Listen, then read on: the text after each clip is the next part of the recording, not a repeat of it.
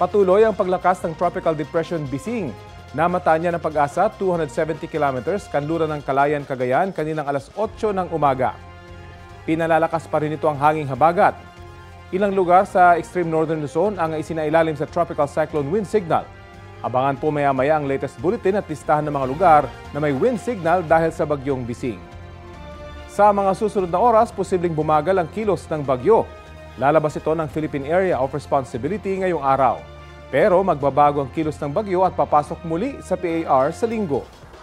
Maaring lumakas muli at maging tropical storm ang bagyong Bising habang papalapit sa Taiwan. Ngayong umaga, posibleng light to moderate rain sa western section ng Luzon at ilang bahagi ng Quezon Province, Bicol Region, Visayas at Mindanao base sa rainfall forecast ng Metro Weather. Magiging malawakan ang ulan sa ilan pang bahagi ng bansa. Heavy to intense rains, partikular sa Luzon, kaya maging alerto sa baha o landslide.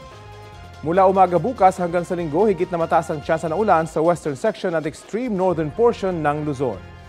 Uulanin din ang ilang pang bahagi ng bansa pagsapit ng hapon o gabi. Maganda ding muli sa ulan dito po sa Metro Manila ngayong weekend.